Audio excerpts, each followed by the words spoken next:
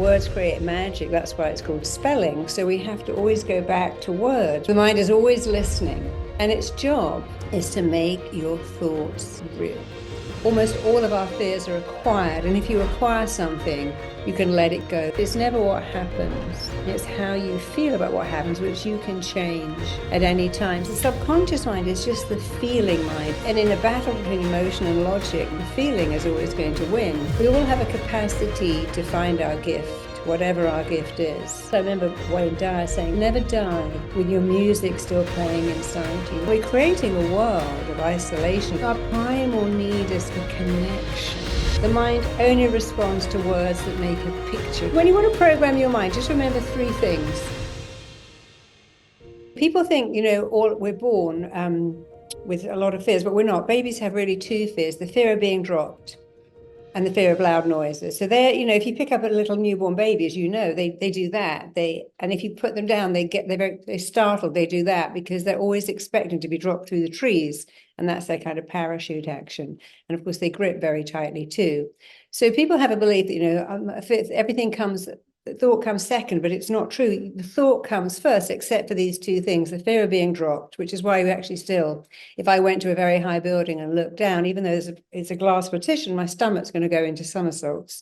And when you look down, you get that fear. And loud noises, people find them very distressing. But apart from those two fears, everything else is acquired. You know that your baby will put a cockroach in his mouth, will put his fingers in a socket, will walk straight out of an upper window. Babies are like little kamikaze pilots. They're only born with two fears. And that's very good news, because everything else is acquired. And if we've acquired it, we can become free of it. And so then the fears that we do acquire, so you've got the I'm not enough, I'm different, what I want isn't available. These are actually fears that we pick up rather than something we have innately. Yeah, I mean, no baby is born feeling not good enough. I mean, I'm sure if you shut your baby in a cupboard, not that you would for the whole day, it wouldn't just lie there, it would scream for hours, because the baby's belief is, and they can get quite angry too. It's like, you got to come and take care of me because I'm worth it. So babies are born hardwired to know. I mean, you know Sammy's shoebox, don't you? Do you know Sammy? Yeah, very And well. And they recently got married. Put in a shoebox. Sorry? They recently got married. Yeah. Yeah, and they've got a beautiful little boy. He's so adorable. But he was put in a shoebox and left on a rubbish tip. It's only his crying, persistent crying, that went on, made someone find him. And then he was promptly adopted. So we're not born with a fear of being rejected. In fact, babies expect you to love them. If you go and look at a little baby's cot, they gurgle, they kick their little legs, they give you a big gummy smile. They don't go, don't look at me, I've got any clothes on, or I've got no teeth, or I'm having a bad hair day, I've got all these milk spots. They look at you. So babies don't have a fear of being rejected. They have no fear of being the center of attention. In fact, they like it. They don't believe that anything isn't available. They think you're available 24 hours a day with room service. I was staying with my daughter recently, and, her little baby will wake them up all night long. And every time they go in, he's smiling and gurgling. He doesn't think, oh gosh, my dad's exhausted, my mum needs a night's sleep. So the very good news is almost all of our fears are acquired. And if you acquire something, you can let it go. You just have to find out, where did I get this from? Why did I get it? And even, why am I keeping it? Because of course it's just patterns, in RTT, we always want to find the pattern, understand the pattern, change the pattern all at the same time. So often patterns make sense. Imagine you're a kid and you put your hand up in class to say something and everyone laughs at you. Then you think, oh my God, I'll never ever speak in public again. Now that makes perfect sense when you're 7, but when you're 30 years later, you still can't speak in public. You're terrified of giving a speech, or maybe you get bullied at school, which is a terrible thing. And 40 years later, you still can't go out into the world and work in a big office because you've got that impact of, I was bullied. So we have this interplay going on between the mind and body, and the mind remembers stuff that hurt you and says, I'm never going to let that happen again. And then we say, never again. I'm never going to date anyone ever again. I'd rather be on my own forever than go through that pain. And then we forget. But the mind never forgets. The mind is a computer remembering everything that hurt you, so it never hurts you again. But the very fact it's doing that is hurting you. How do we acquire, because you said there's only 2 that we come in with, but we end up with these 3 that end up running ourselves running us a bit ragged in some ways, I would say. How do we acquire these fears, in your opinion? Well, let's imagine you have a mother who's terrified of cats. And so that cat's going to scratch you, or cats are dangerous, or could be dogs. A child will pick up mother's fears. In fact, if you sat on an aeroplane with your little baby, they will look at you to see how you're coping with the flight. And if you're laughing, they go, and if you're upset and anxious, they go, oh, this is not good. So the first place we pick up is our parents. If our parents say things like, oh, that's a germ, and you have a germophobic mother, you're very likely to be the same. If they talk about, it's dangerous out there, or people can't be trusted, you tend to pick that up. It's actually very sad. I see so many clients who've made someone else's story their story. My mother said, you can't trust people. They're always in my dad said, people like us will never make it in life. We're always going to be at the bottom. And that's someone else. My grandmother used to believe ardently that if you hadn't met a man by the time you were 30, you'd had it. You'd never find love. Men hated women with money. If you were successful, then you would never find a man. She believed that. That was her generation. I mean, that was a long time ago. She was born in the 1920s, I think. So her belief is not my belief. But what we have to do in life is say, where did this belief come from? Who told me this? Is it really true? And even if it's true, can it be not true for me? The belief that you're more likely to get run over by a bus than find love at 50. I mean, we hear that, well, that's not true. Your fertility falls off a cliff when you're 30. That's actually not true either. That if you can only make money if you come from money. If you haven't been to college, you'll never make it. See, none of these beliefs are true anymore. There are people with no education, really, who've done so, or come out of nowhere, gone on the internet and created something amazing. So everything we thought was true is not really true. Even the belief that, let me go to a doctor and he's going to fix me. It's your job to fix you. The doctor can help you and guide you, but it's really your job. And all the people, doctors are wonderful people, but they're not gods. The belief that there's a drug for everything. We shouldn't be looking at doctors and taking drugs. We should say, hey, can I do something? 70% at least of all our illnesses are not caused by diseased organs. They're caused by diseased thinking, which is fantastic news, because it's easier to fix a diseased thought than it is to fix a diseased organ. Diseased organ needs medication, or maybe even a transplant. Diseased thought just needs a bit of reframing. It's interesting because this simple statement of "is it true" actually unwinds quite a few different things. I've noticed even just interpersonal interactions at times. I'll be feeling agitated towards someone or something or a particular moment, and I do just check in and I just say, "Is this actually true?" And oftentimes I feel actually that's not true. Like say we're having an interaction and someone's frustrated me, and I'm like, "Am I frustrated? Is that actually true?" And it's like, actually, no, you're not frustrated. It's just something you embodied for a moment, but you're continuing to carry this.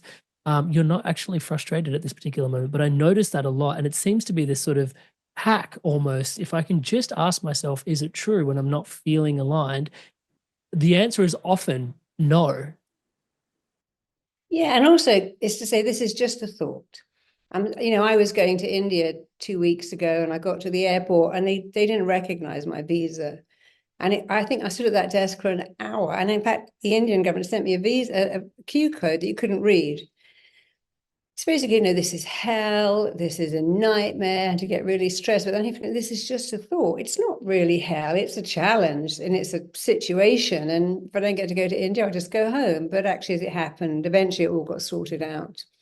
But it's very easy in those situations to go, this is hell. This is a nightmare. This is driving me insane. This is making me crazy. This is the worst thing ever in the whole world.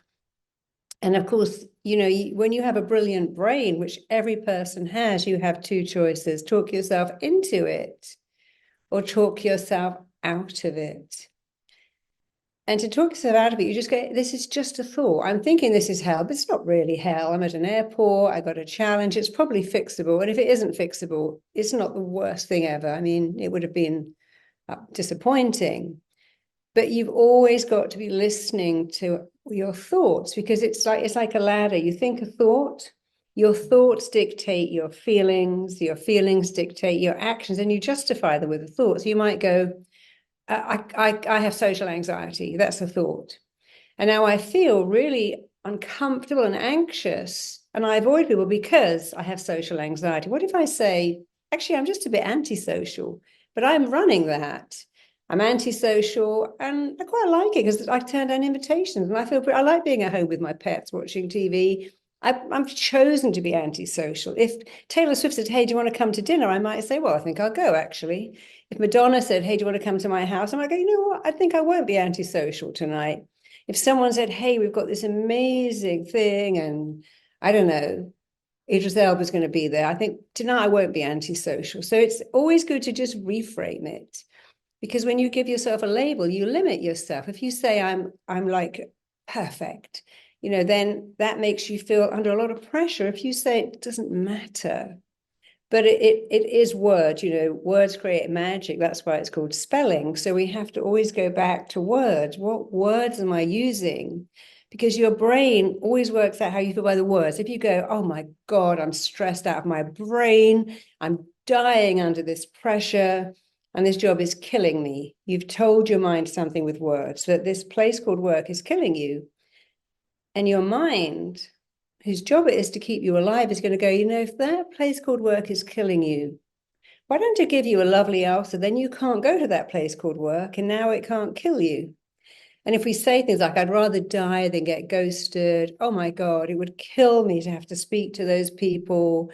I'm terrified at having to give that presentation at work. Your mind is picking up that these things are a threat because your mind's job is to keep you alive. And it has to use your language to work out what's going on. If you change that to, well, this is a bit of a challenge and it's certainly a situation and, I need to really be on it. But, it's okay. I mean, the presentation doesn't have to be perfect. It can just be good. You're telling your mind it's not a threat. So once you tell yourself something is a threat, then your mind is going to work to make sure you never go back there again.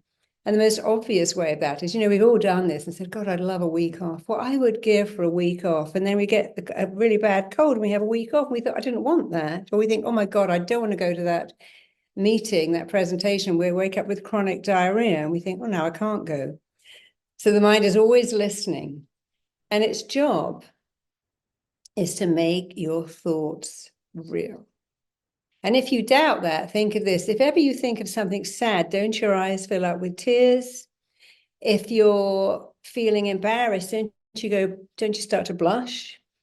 As a man, if you think of sex, don't you get a very physical reaction, even if you're just sitting at home on your own? And if you think about food, doesn't your stomach rumble? So when you're thinking a thought, just a random thought, it's not a thought, it's a blueprint that your mind, body, and psyche are working to make real. That's its job. And your job is to think better thoughts so it can make them real. I have a question around why you think our subconscious mind can actually push us to act in ways that our conscious mind would never approve of. Okay, so let's imagine in every relationship you've got dumped. And you expect to be dumped. And now you met someone and you quite like them, but you find yourself acting out, being really mean, being difficult, acting in a way that's going to make them dump you. So that's a very classic example. I want love. There's nothing I want more than love. But every time I meet someone, I find myself being really weird. I'm critical. I don't turn up. I'm needy. I keep saying to them, you're going to dump me, aren't you? And now they dump me. So that's a very classic example. So we want something consciously, but the subconscious says, no, you do not want that at all. That, don't you remember what you said 20 years ago? I'll die if you leave me. I can't live without you. I'd rather be on my own forever than go through that pain. There's that song by Carly Simon, I haven't got time for the pain. And all these songs tell us that, oh my God, I can't live without you. I'll die. I can't breathe without you. So once you pick up a belief, you're going to act according to that belief. And there are other people, for instance, even with wealth, 70% of lottery winners are utterly bankrupt in 3 years. So here's another thing. I want wealth. I've got this money consciously, so I'm going to get rid of the whole lot because I don't believe I'm worth it. I don't believe I earned it. And I've got this message in my head. People with money are bad. People with money have sold their soul to the devil. And I say words like fat cat, rich bitch, filthy rich. So if I believe that money is bad, when I get it, I better get rid of all of it. So the subconscious has a belief money is bad, and people who pursue money are bad. And the conscious has a different belief, I want lots of money, but the subconscious is always going to run the show. It's the feeling mind. So people reject love, people reject wealth, people reject success. People say that can't be true, but there are babies with attachment disorder. You can't pick them up. If I got a feral cat and I actually did that when I was in Istanbul. I picked up a little cat in the street and it scratched. I didn't like it at all. And I'm so used to picking up cats, and my cats are very affectionate. But if you've never had love, you will actually reject it because it's unfamiliar. Because here's how the brain works. It's very simple, but very vexing. The brain will always go back to what is familiar, what is known, and what is comfortable. And it will go away from what is unfamiliar, unknown, and uncomfortable. So if you've never had love, and I've worked with children in care, and they don't want love. They want a computer and some money and a taxi, but they think love is weak. I worked with someone who'd had the most horrific childhood, and when he met someone who said, I love you, he said, never say that to me ever again. I never want to hear that word. You must never tell me that. And what he was really saying was, I cannot cope with the position of vulnerability being loved puts me in, because his parents abandoned him, put him on the street, and love really hurt him, and he learned to live without it, and he believed it made him intolerably vulnerable. So we might think, our conscious mind is running the show, but the subconscious is running the show. And once the subconscious picks up these beliefs, love hurts you, having money, you'll never know who your friends are, then it will start to run you, and you have to go back to the subconscious and make sure that you're giving it the right information. So very simple. If you say things like, oh God, I hate going to the gym.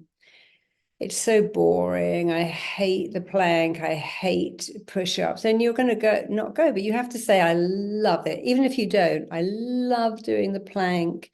My body loves doing crunches. My arms love doing weights. And if you tell yourself that every day, the mind is going to start to make that real, even if it isn't true. So we have to remember our mind is making our thoughts real, and we have to make our thoughts different. I started a cold water swim. And, when you first get in the cold water, you go, and you have to go, oh, I love it. I mean, I didn't love it at all. I absolutely hate it. I love getting in the ice cold water. And of course, after a while, you do start to love it. The thing you hated, you start to like it. So I think, actually, I really do like it. And then it becomes easier and easier. But you have to make your mind your ally, your cheerleader, and your better. And by giving it some guidance, because the subconscious mind is just the feeling mind. It doesn't really think, it feels. And in a battle between emotion and logic is never going to win. The feeling is always going to win. If you say to an alcoholic, do you know you're ruining your life with alcohol? Why don't you have a lovely cup of tea? They look at you like you're completely insane, because they know that logically. But the feeling mind says, I got to drink. I have to drink to relax, to cope, to get through life. And so you can't say to an addict, now come on, have a cup of tea. You can't say to someone who's compulsive eater, why don't you have some berries or a bit of salad? Because the feeling mind doesn't feel it, but you can get the feeling mind by saying things like, I love berries. I actually prefer berries. I'm really a berry person. I find berries delicious. I prefer them to refined sugar. And even if it isn't true, if you say it every day, it becomes true, because the mind learns by repetition. And if you start to eat some berries every day, you're starting to make it familiar. So if you take sugar out of your tea, it tastes horrible. But if you stick with it, you think, I can't believe I drank tea with sugar. It's so disgusting. How did I ever drink that stuff? I used to drink Diet Coke every day. And now I think, wow, it's so disgusting. How did I ever drink that? But I was obsessed with it. If I was on holiday, especially somewhere like India, I'd have to go and find somewhere that had it, but they don't always have it, because I was addicted to it. But then when I weaned myself off it, which wasn't, it was quite easy. I weaned myself off it. And then now I think, God, I'd never drink that stuff. It's disgusting. But it doesn't take long. It takes about 30 days for the mind to give up an old belief and pick up a new one. So always rewiring the brain, letting an old belief go by putting a new one in. Hey there, Inspired Souls. Just wanted to take a quick moment to thank all of you that are subscribed to the channel. Thank you so much for your incredible love and support. Everything you see around here is powered and empowered by your subscription to the channel. To all of you that haven't yet subscribed, please do take a moment. As I'm saying the word subscribe, the button below is lighting up in the colors of the Inspired Evolution. Please hit the subscribe button, hit that bell notification icon. Help us promote love, positivity, and wisdom around the planet. Back to Marisa. I do want to talk about how we rewire, because one of the things that since we last spoke, actually, our conversation specifically for me helped me transform my relationship with food significantly. I found you said to always make it dynamic and rich and vivid. And for me, what came through at the time was my taste buds are maturing, because I was never a salad or a soup person. I just wasn't. And now it's like my go-to is salad or soup and like good amount of protein in there.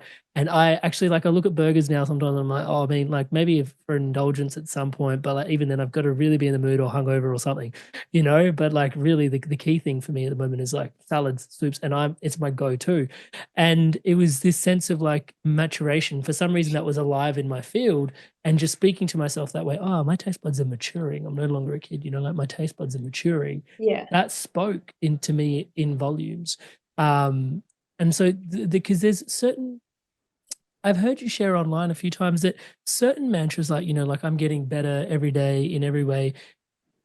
It sounds great in some ways, but at the same time, it's got to feel alive. It's got to feel vivid for the individual, correct?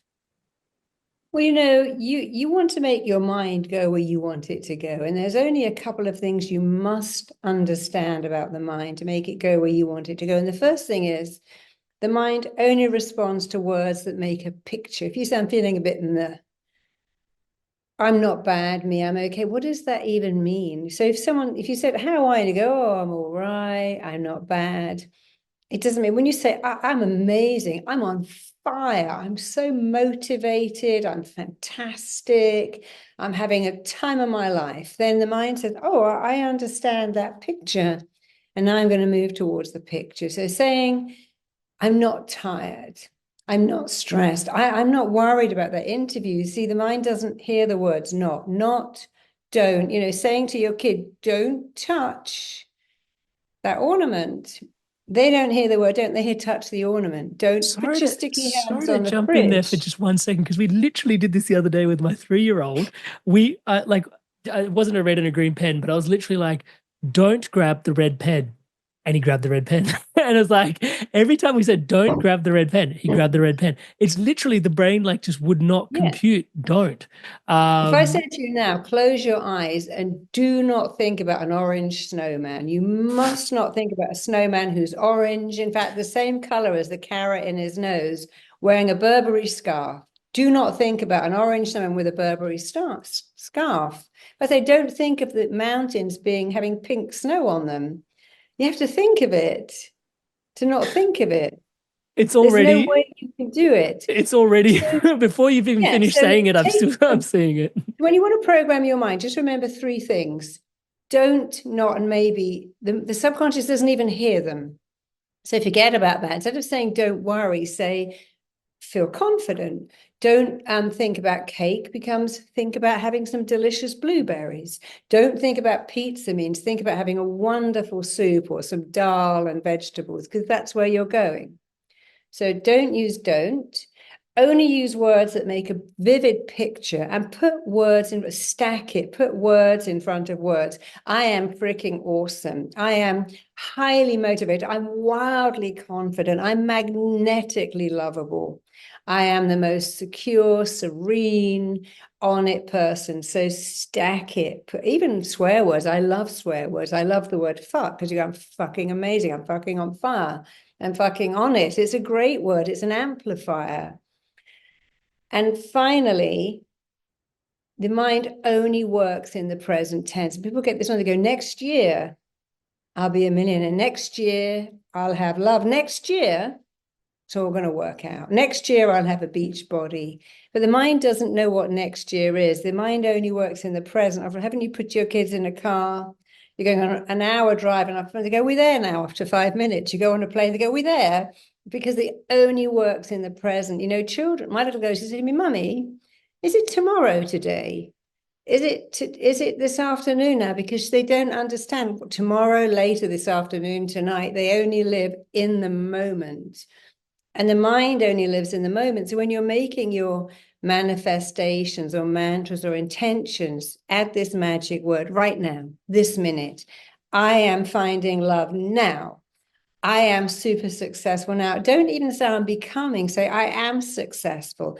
I am lovable. I am in a beautiful relationship. I am earning X. I am doing Y.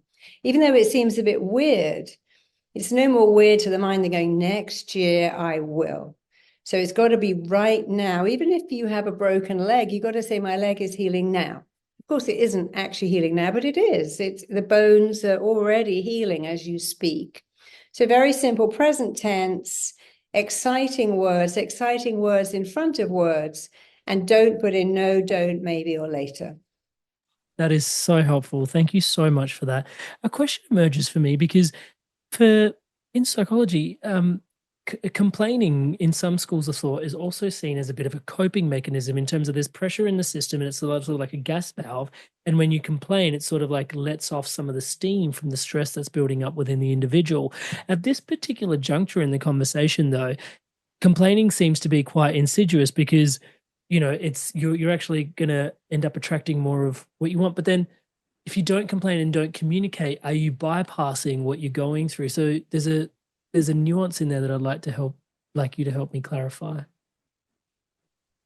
You know, I think it's okay to complain. If you get very bad service, you should say, "Hey, by the way, you know, I've been waiting an hour for this food and you've only brought half of it, and where's the other half? And this is not great service." That's okay to point out something. But if you complain a lot, then you're getting away from the thing that helps you, which is called an aptitude to gratitude. You know, if you're complaining right now about, "Oh my God, my mortgage and the home and the kids," and you know, your problem is someone else's fantasy dream come true. Somebody said, "But I'd love to have a kid smearing peanut butter on my fridge. I would love to have a husband leaving his dirty underpants on the floor.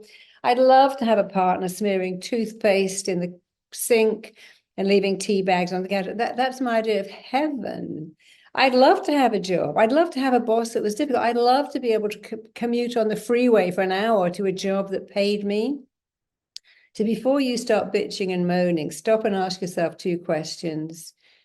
Would someone in the world go, "Your problem? It's my fantasy. I love that problem." And secondly, what would you have given 20 years ago to have that problem? You're a homeowner. Things go wrong. You get a lot of expenses. You have kids, they argue with you. You have a job and it takes a lot of time. You have a partner and they don't always agree with you. But look back and go, you know, when I argue with my husband, which is not very much because he's an amazing husband, but I always think, imagine my life without him. And my life without him is like so much worse than my life with him.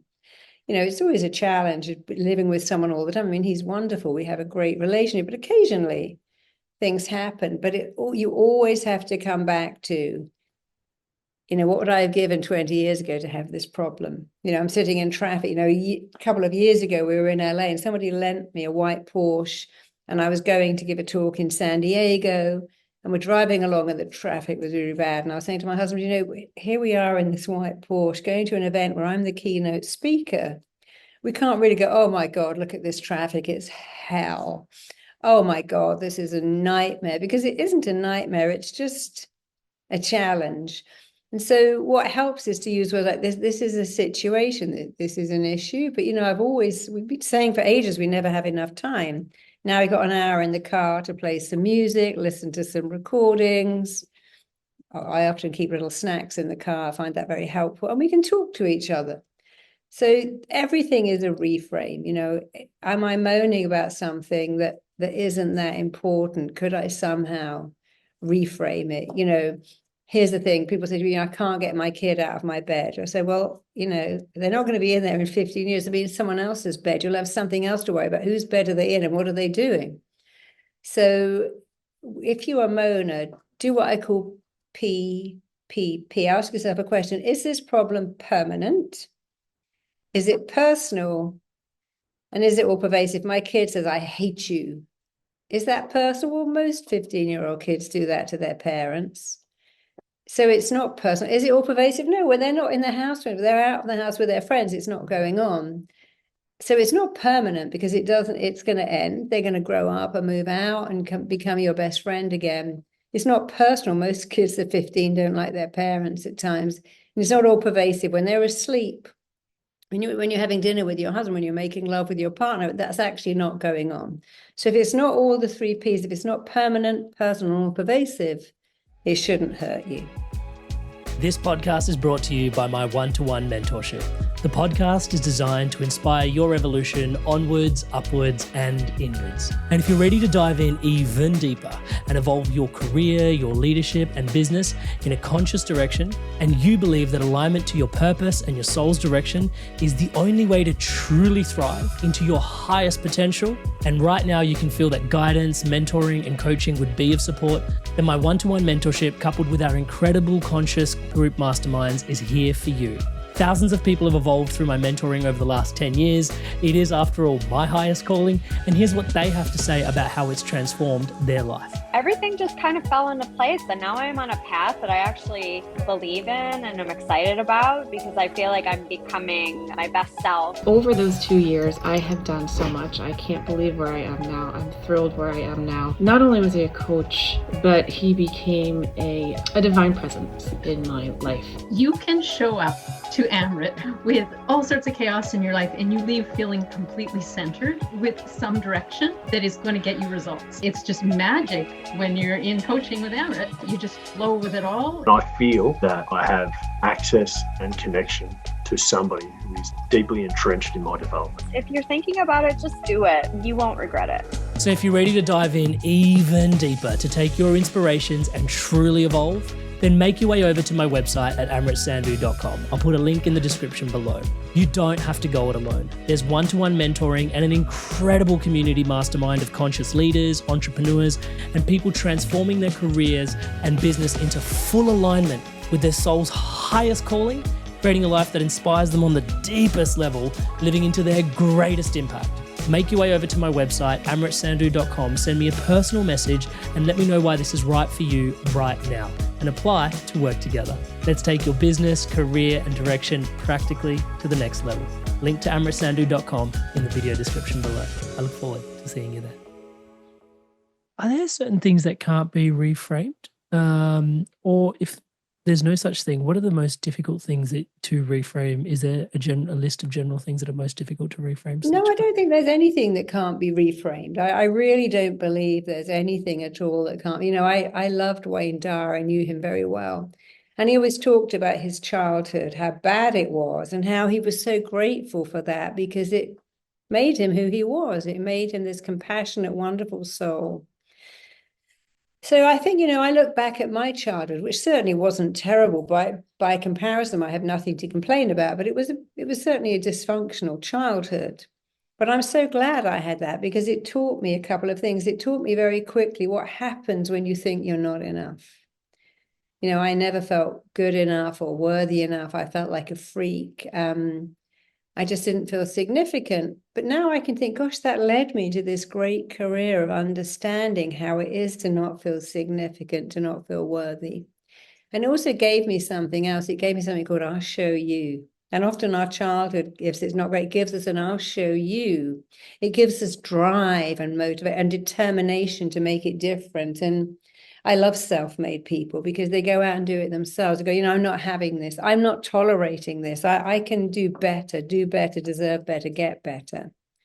So, you can look back and say, my life wasn't great, but if your life was a massive clock, your childhood is the first 7 minutes. You've got 53 minutes left to make it amazing. And sometimes when it's not good, you think, well, I'm going to make it better. I'm going to have all the things I didn't have.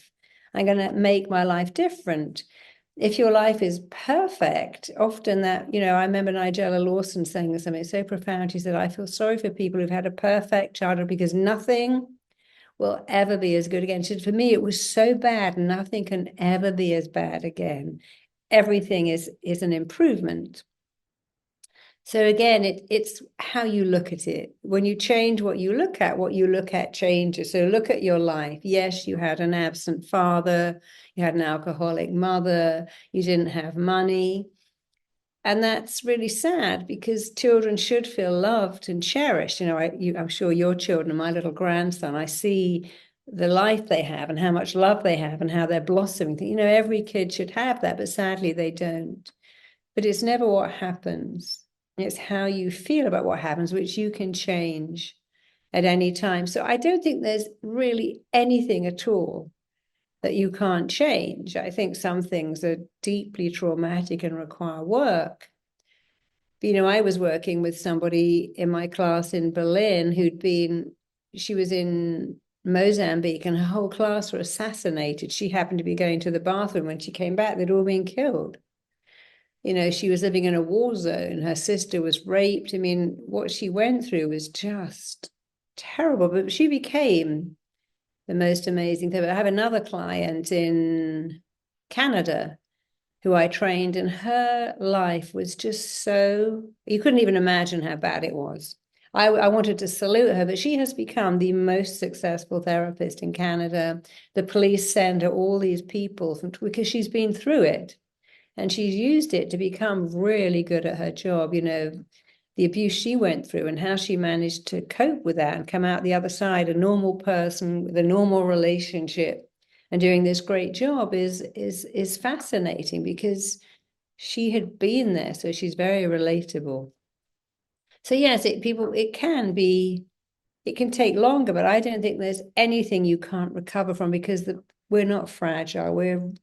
Human beings are resilient. They can cope with so much. You know, I know Mo Gador, whose son died at 19. And the way Mo has reframed that, he never says anymore, my son died. He says, I had a beautiful son, had an amazing son for 19 years. And he's such a testimony to what you can do. You know, if you look at Oprah Winfrey, I mean, she was raped. She had a child at 14. She had an awful life, and yet she's reframed that whole thing and used it for good. Can I use my experience to grow? And can someone else benefit from what I went through? If the answer is yes, then it's not to minimize what happened, but it's, can you make something out of it? Also really interesting hearing you share about the 7 minutes and the 53 minutes left on the clock. It's because sometimes even just something as simple as, I notice this, sometimes I'll be getting a coffee in the morning or something of the sort, and you'll see people that have written off their whole day because they had a crappy start. And that continues to blow me away. It's like, oh, dude, you've just started. Like, there's plenty left even in this day. And you just notice people are walking in and someone's already taken the jam out of their donut. They go, oh, you know, my coffee was cold. I hit the traffic. It's all ruined. But, you know, there's a great expression called choose again. Choose again. What did you just say? Oh, it's all ruined. Choose again. The first bit was spoilt, but I got the whole day to get over it. The first bit was difficult. The first bit was a challenge. But, you know, every single day we get the chance to start again. You get invited to change twice every single day. Change a thought, which will change the way you change one word, change something you're saying, do that thing about I am, I can, I do, rather than I will, I might, I hope. So if you wake up and go, I hope things work out today, I wish it would go well, I'm dreaming of it, you're telling your mind, hoping, wishing. But when you go, no, I am making it happen, that this is down to me. So I think you always get a chance to change twice every day, change a thought. And as you change a thought, that will absolutely change a behavior. And they're your thoughts. You own them. So you're the one who's saying, this is hell. Everything is ruined. I can't enjoy it now. But that's just not true. You can change anything at all. And then if you can't change it, you can learn from it. You know, you can always learn from something to make sure that doesn't happen again. It's interesting because I've been studying a bit of Buddhist scripture recently, and there's this one parable that they give, which is it's the parable of these two arrows.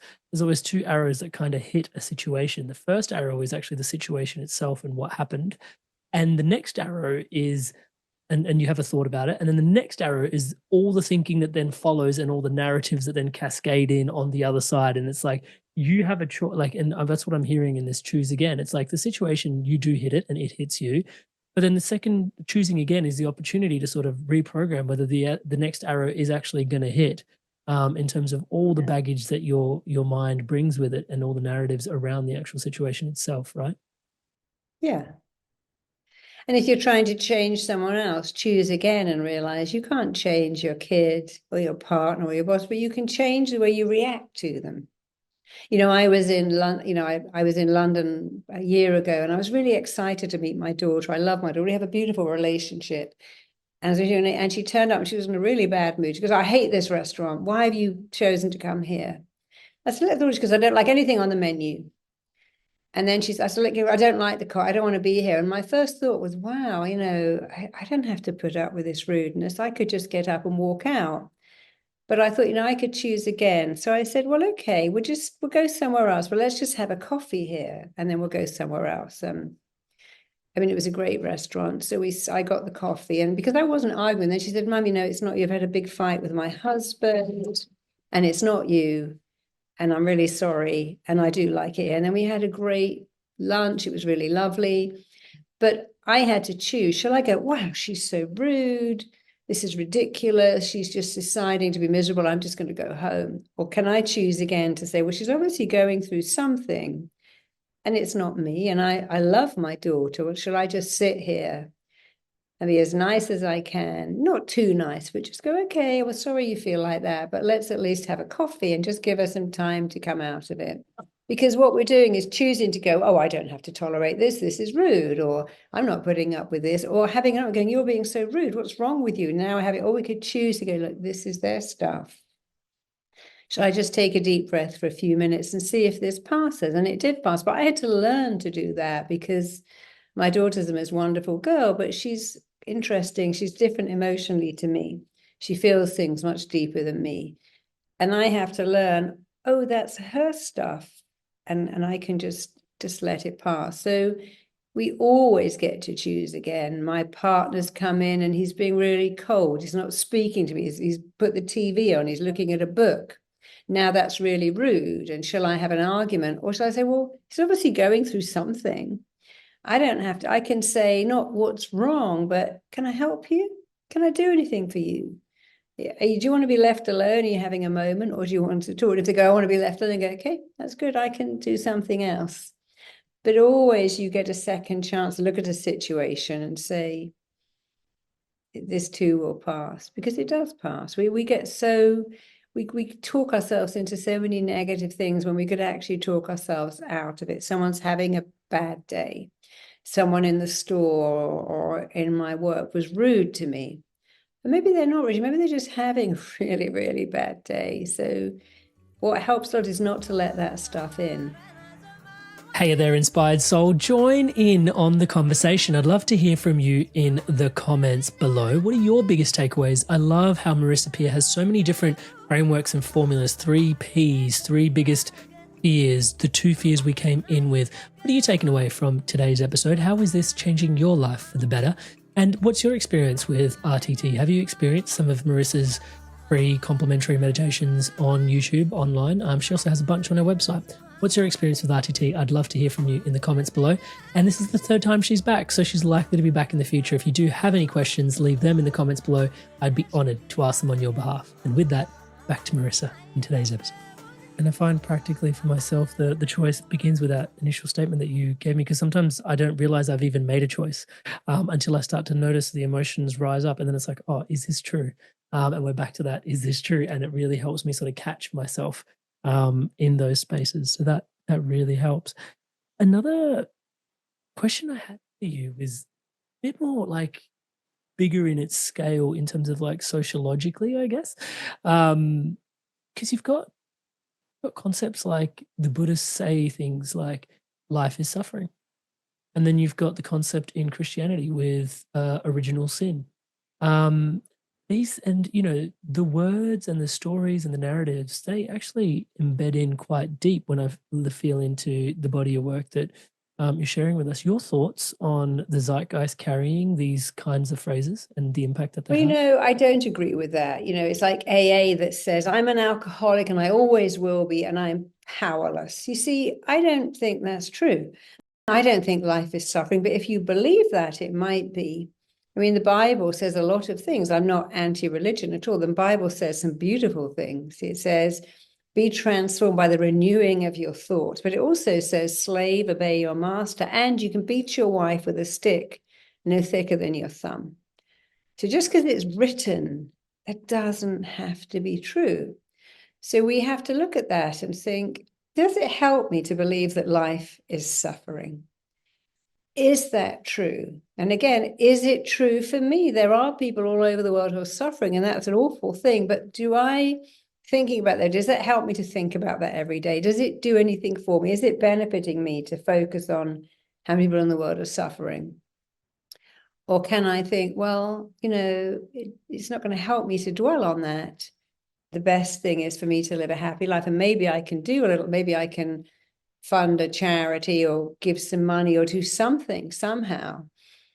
But if you start your belief with life is hard, people say to me, marriage is so hard. Really? I found being single hard. I woke up with the flu. I had to get out of bed and go and get my own medication. When I was single, I was sick. I had to do it all myself. I didn't.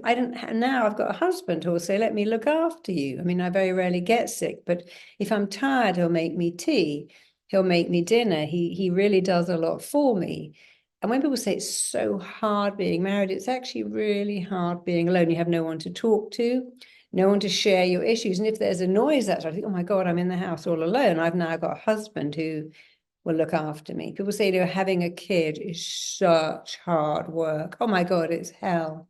But I never found that. I found it kind of easy because I slept with my baby. When she slept, I didn't start ironing baby grows and doing all that stuff. I just went to sleep when she went to sleep, and I really loved every stage and wished it took twice as long. But if you're saying things like, oh my God, the tiredness is making me crazy, I'm exhausted, and unless you're going to work, if you're at home, go to sleep when your baby goes to sleep. They sleep a lot during the day, and do things that help. Don't worry about ironing or tidying up the house. Just get some sleep. But really look at what you're saying. It's hell raising children. It's so hard. But it's so joyful raising children. They're so funny. They're so engaging. You'll never know love like the love you have when you have a child. It's the most wonderful love in the world. And also, your genes are going on now. When you have a child, it makes you immortal. I remember thinking I was always fearful of never having a child because I wanted my genes. And now my child has had a child. It's like, wow, my genes are in little Ziggy as well. So you got to reframe it. Everything is a reframe. Don't say it's hell being married. It's so hard. The hardest job in the world is being a parent. That's not true. You'll never make money, if you work for someone else. You'll never make it if you haven't had a college education. Women who don't have fathers always have challenges finding love. We have to go back again and go, is that true? I mean, who said that? When I was getting married, I was 50. And I remember reading something. They said, you're more likely to be abducted by a Martian than get married at 50. But when I went to my wedding dress shop, they said, our highest demographic now is women in their 50s getting married for the first time.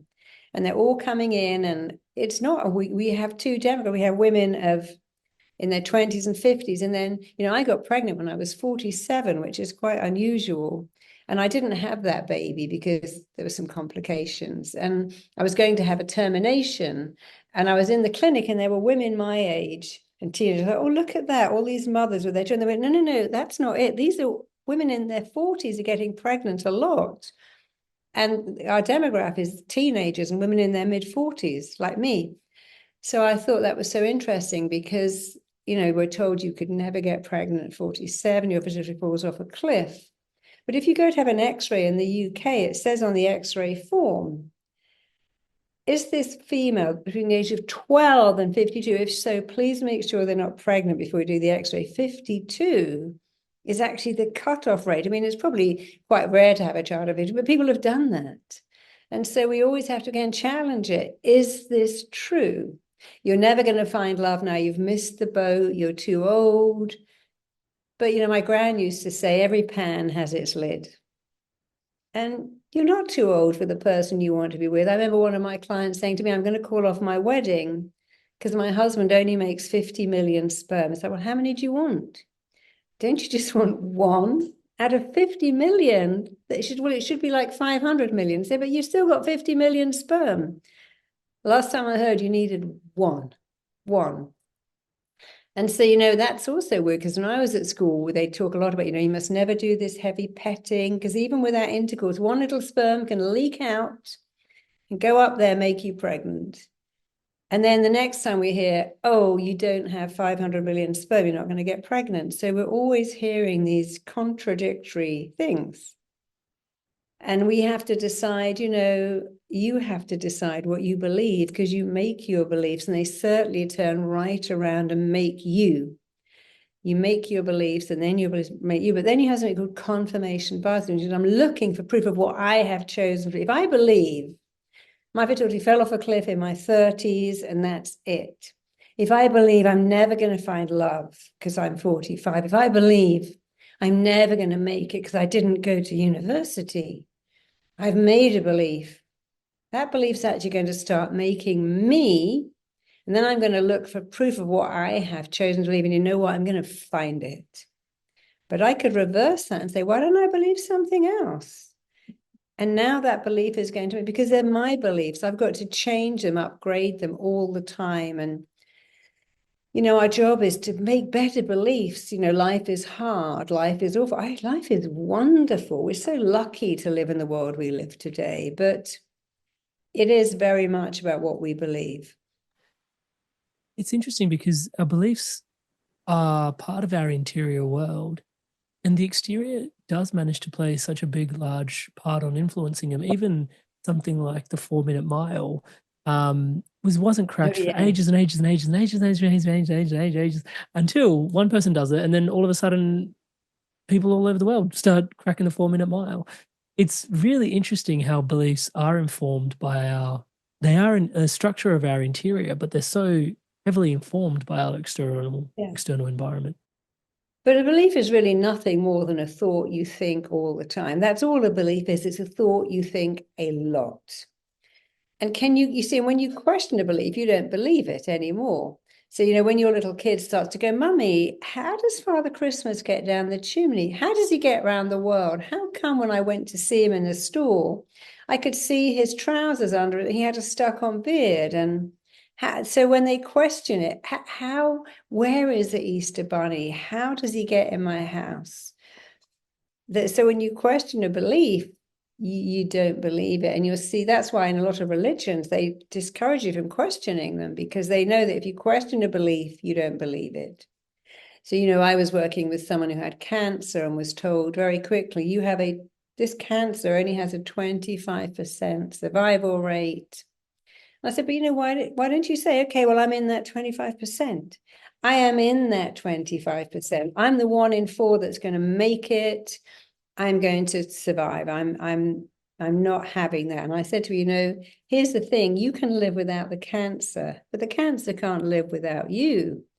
So if you win, you win. But if you lose, you all lose because the cancer can't live. You're the host. So if you die, it dies. You can live without it, but it can't live without you. So you're already winning. And it's very important, even with illnesses, to take a look at, okay, I've got this really bad news, but can I find someone who had the same cancer and is thriving? I mean, you know, Kylie Minogue, Sharon Osbourne, trying to think of that great singer, Sheryl Crow. There's people who had cancer and they're thriving and doing really well. And so it's always important to say, okay, I've got a belief. How do I change it? Find someone online who's done what you've done, but is thriving, who's got married at 50, who came from nowhere. You know, Ed Sheeran was told, Ed, come on, we don't have rock stars that are white with glasses and red hair. And he said, I'll show you. And actually, Eminem was told, you know, look in the mirror, blonde guys with blue eyes are not rappers. And he said, I'll show you. And when he was told he wouldn't make it and he wouldn't make it, and he wouldn't make it, it made him very angry. He put it into his rap and he made it. And he cancelled Ed Sheeran when he was told, you can't make it. You know, Meryl Streep was told very early on in her career, Meryl, you're not beautiful. You will never make it in Hollywood. And she said, you know what? That's an opinion. In the sea of opinions, I'm going to find another opinion. So she didn't let it in. She said, I'm not going to let that in. We all saw Demi Moore's talk just this week, where she said, I was told I was a popcorn actress. I could act, but I'd never really make it. I'd never really be taken seriously. And now I am. And she said, I was told I was never enough, not good enough, not talented enough, not attractive enough. You know, we let someone else tell us. And the thing is, you tell someone who you are. Don't let anyone else tell you. You tell them. And when they say you're not enough, say, that's your opinion. I have a different opinion. And I'm not going to let your opinion. I'm going to let in my opinion. You know, I was told I would never make it. I was told I would never be able to have a child, ever. I was told I had cancer twice. And those weren't great situations, but I was the one who said, no, I will have a baby. I will. I'm not going anywhere. So don't let someone else tell you who you are or what your destiny is. You tell them. You got to always tell them. You know, we mustn't let someone else say, oh, you're only a 4, you're only a 7, you're only a B or a C. Don't let people grade you like an egg. And don't let people tell you. You should tell them. It's very important to take back your power and say, okay, well, I have this diagnosis and you're going to maybe do some surgery, but I'm taking agency over how I recover. I'm not going to let you tell me, you know, it's all over. And in fact, one of my friends who had cancer, her doctor said, you know, if it comes back, that's the terror time, which is a terrible thing to say. If it comes back, that's the terror time, because cancer does come back and it isn't always the terror time. It isn't always the terror time at all. So we have to be very careful about letting in these terrifying diagnoses about illness or about us. You know, you'll never make it. A lot of people who've been told they would never make it made it. I had a friend called Felix Dennis, and he went to court because he had this magazine, and they said it was obscene. And the judge said to him, "You're not very bright. I'm not going to give you a sentence because you're not very bright. The others are bright, but you're not bright. So I don't believe you had anything to do with this." He was so offended. And he said, you know, that judge, I spent my life becoming a millionaire. And when I made it, someone said to him, you know, you could go now and sue that judge. He said, what joy would I get taking an old man's house off him? How could that? I'm a multimillionaire. How could I get joy taking his house off him? By the way, he did me a favor. He told me I was stupid and he gave me something called I'll Show You. And Felix Dennis was an amazing man. He died a multimillionaire. And but I loved that he didn't want to sue that judge. He could have done, but he said, what joy would that give me? He actually put a rocket under me, and I'm thanking him for it. So I like that. That's a reframe. If someone said you were stupid or not talented, but it's not for them to tell you, it's for you to go back and show them that you are. Does everybody have the capacity for I'll show you, or is it reserved for just some few? No, I think everyone has the capacity for I'll show you. You know, I don't think we should make everyone be a leader. We shouldn't say be a leader. Some people don't want that. Some people have a wonderful life, you know, being at home, raising kids, and it gives them immense joy. Some people say, you know, I don't want to be a leader. I prefer to be a follower. We can't all be the same. But we all have a capacity to find our gift, whatever our gift is. You know, you're here on the planet to find your gift. And then when you found your gift, perfect your gift. And we live in the world of so many tutorials. So whatever your gift is, you can perfect and be better. And then the third thing is to take your gift to market. So find your gift, perfect it, and then utilize it. You know, I'm very good at therapy. I can say that because it is my gift, but there's lots of things I'm not good at. I'm not good at IT. There's so many things I'm not good at. But I don't have to be, because I was only supposed to be good at one thing. And I think what society does and what school does is say, you've got to be good at everything. You've got to be good at sport and maths and languages and science and English. And that's really hard for children, because now they feel not good enough. And you're trying to be jack of all trades and a master of none. You know, in Finland, children self-select their lessons. They go to the lessons they like, and it's really working, because kids are going to be IT, go to it. Kids are going to be in literature, go to literature. Kids go to drama, and it isn't failing, it's actually working. But I think we're so busy trying to be good at everything rather than saying, hey, you know, this is my gift. And in fact, recently I was giving a talk.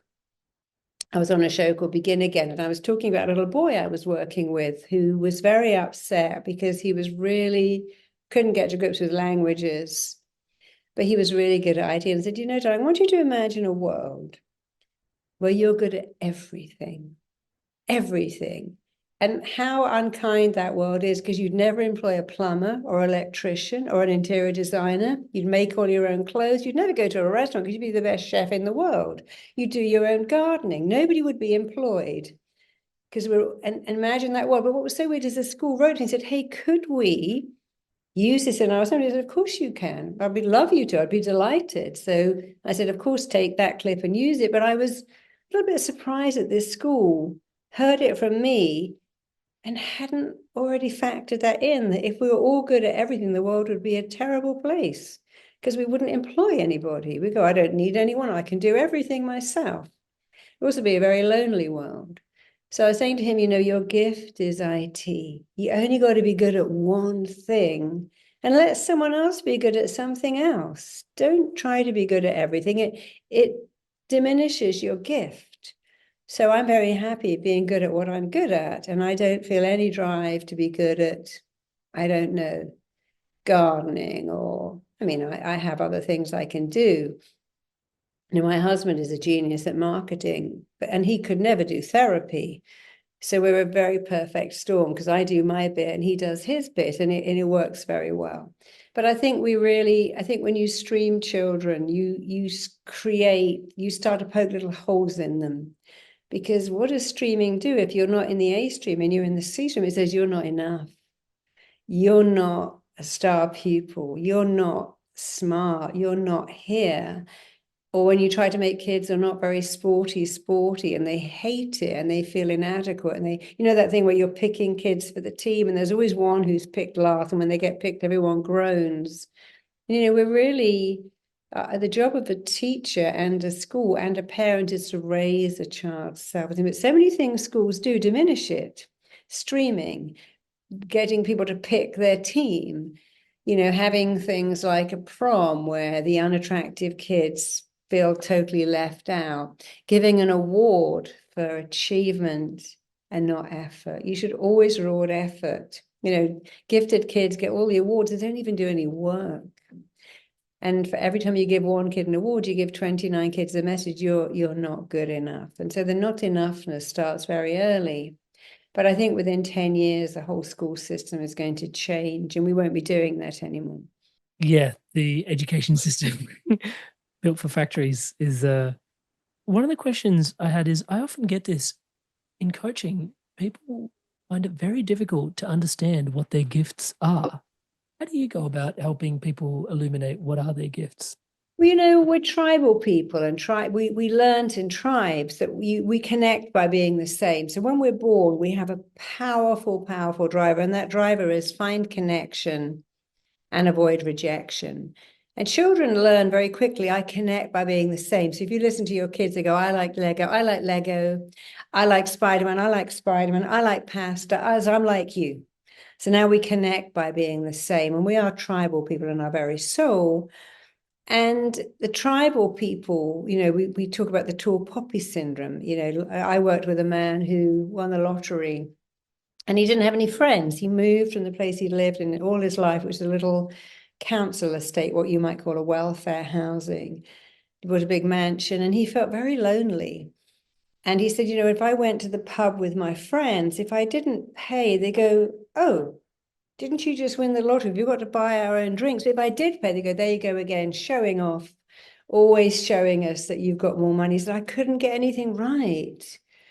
And so he eventually lost all that money, went back, and he said, I'm happy now because this is where I belong. That money just made me so lonely.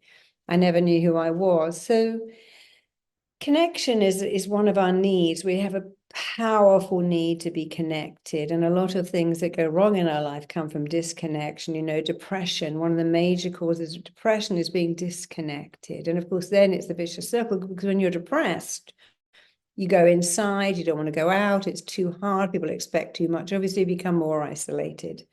And we're creating a world of isolation. You know, I can get a taxi with no driver, away you go. I can go to my bank, there's no one in there. I can go to a store. I mean, the Amazon store is very interesting. You go into the store and there's nobody there.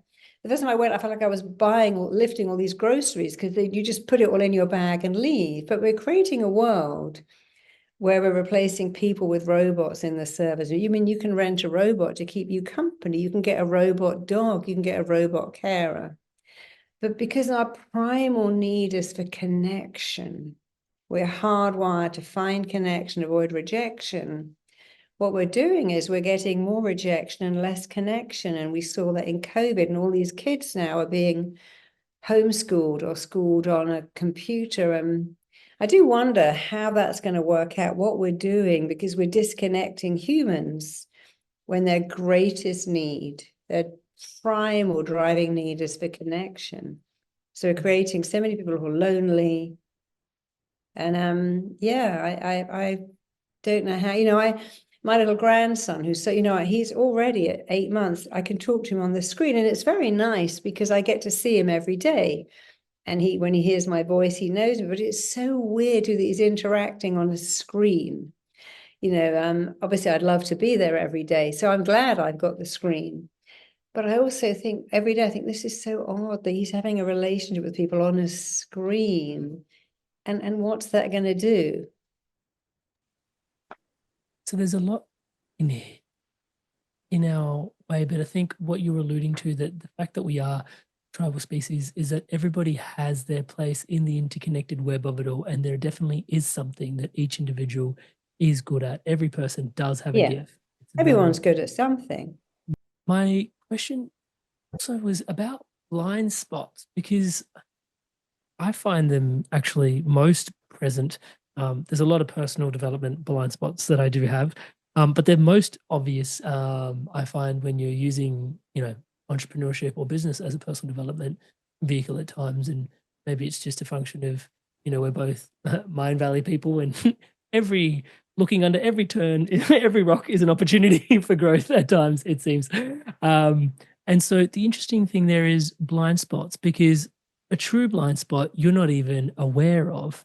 And how do you find people, because obviously there's RTT and it gives the people an opportunity to shift things, but when you're unaware, you're not even aware that it needs to shift in some way. So my question's a bit, how do you find or discover or uncover the things that you actually need to shift? How do you work with your blind spots?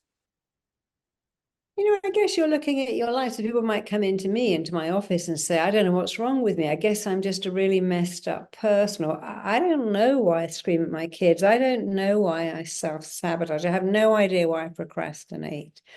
And, you know, I've trained 20,000 therapists in RTT. We now have the largest therapy training group in the world. And one of the reasons RTT is so successful is because of this. It asks every client 3 questions. It says, look, here's your presenting problem.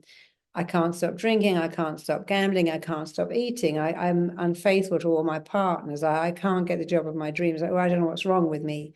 There's only 3 things wrong with everyone on the planet, assuming you're living in a world without starvation. So in the Western world, there's only 3 things wrong with you. You're not enough. You're different, so you can't connect. We have a belief that what you want is not available to you. So if that was an umbrella, every problem in the world is going to be under these 3 things, apart from obviously starvation and poverty. But let's assume you're someone in the Western world living a life, but you've got some things going on. And it can only be one of those 3 things. So that makes it easier. Which one is it? Is it that you're not enough? And that's a huge thing. There's so many ways that we're not good enough, not worthy enough, not interesting enough, not educated enough, not attractive. You. There's so many ways to not feel enough. And if that's your issue, then you're in very good company, because 80% of us feel not enough, 80%. And so then you think, okay, so I have this not enoughness. And I've worked with thousands of addicts. I've never met one ever who felt they're enough. So if, let's say, your problem is not enoughness, you might think that, well, the presenting problem is I can't stop eating cakes. But the real issue, I can't stop buying stuff. But the real issue is I'm not enough. So how do you fix that? Well, you start to go, I am enough. I am enough. I'm enough. You know, notice I wear these bracelets. I have it all over my house. And you say it over and over and over again. I'm enough. I'm enough. I'm enough. And at first you go, well, I'm not really enough because I live in this apartment with 4 other people. I got a crappy car. I got a crappy job. But I'm still enough. I'm still enough. And eventually you realize that you're the one objecting, and you run out of objections because the mind learns by repetition, and you're making something unfamiliar familiar. I'm enough. If your issue is I'm different, so I can't connect, because again, we're tribal people. We were the same. We connected just by, oh, well, that's my auntie, my uncle, we're all from the same tribe. And now we live in a very different world. But you have to choose. That connection is a choice. If you're not choosing connection, you're choosing disconnection. So choose connection. Say hello to people. You know, one of my friends, her husband left her and she was so devastated. I mean, she was utterly heartbroken, but she went to work at a little animal shelter just to give her something to do. She was rescuing hedgehogs and foxes and robins. And she met a guy there doing the same thing. And now they are so happily married. They're just perfect for each other. And they still work at this animal shelter. So she found connection with that, looking for, you know, how can you find connection? Join a running club, join Friends of the Earth, join cleaning up the beach, talk to people. You know, if you live in a tiny village, offer to babysit, offer to dog walk, offer your services, but connect. You must choose connection. People say, I can't find people, but where are you looking? Well, I'm not. You know, you have to go out there. People on the whole like people. If you're looking for love, you know, where is it? You know, do something specific, join an IT class. If you're a woman, go to a car repair at night. It's going to be full of guys. Go to an IT class, go to poker, do something, but don't sit at home saying there's no men, there's no women. And if you have the third thing, which is I want something, but it's not available. I want love, but you know, my dad left when I was 2. I want to be happy, but I've got the depressed gene. It's not true. Everything is available. You have to give up the belief, you know. Again, the belief is what's running your issue. So change your belief, you know, have a look at where these beliefs came from. You weren't born with them, and start to challenge them and question them. But, you know, if you feel that you've got this block, always go back to, it can only be one of these 3 things. I've been a therapist my entire adult life. I must have seen hundreds of thousands of clients. And, you know, as you know, I teach all over the world, and I've taught to groups of 19,000 people. And I've never met anyone who doesn't fit into those 3 categories. I've yet to meet anyone that says, no, there's something else. You know, I was working with someone recently and I was talking to him and he said, I said, your problem is this. He said, no, it's not. I said, your problem is you feel rejected. He said, no, that's not true. So I asked him to tell me some key scenes in his life. And the first one, it was very funny. He said, oh, my girlfriend has died in this scene. It doesn't matter because my parents don't like her. I said, but that's a rejection. No, it isn't. No, it's not. And I said, well, I think it is, because imagine your girlfriend dying. He was 17 and going, well, it doesn't hurt. My parents didn't like him. In the second scene, his wife was telling him she never wanted to have sex with him again. He said, oh, that didn't hurt. And I said, but that's a rejection. In the third scene, it was the funniest thing. He said, I went to an orgy. Nobody would sleep with us. Well, there it is again. Now we've got orgy rejection. I'd never heard of that before, but he'd gone to this paid for orgy and nobody would have sex with him. He was just watching everyone. So every scene was huge rejection, but he was incomplete. And I said, no, it's not that. It's none of those things. I said, but of course it is. You've been rejected so much that you can't let people in and you're very lonely. Eventually he began to see that was true. And now he's very happily with someone. But he was an interesting guy. He was about 65 and he only liked women of 25 who were gorgeous, and they didn't really like him. So he was setting himself up for rejection by wanting this ridiculous thing of a young, gorgeous, hot girl. And he wasn't young or gorgeous or hot or even wealthy. So they weren't really going to go for him. And now he's got someone the same age as him, in the same profession as him, and he's blissfully happy. Because he was able to think, okay, you know, this is a problem. but I'm actually causing the problem. I'm self-perpetuating it by picking women who are going to reject me.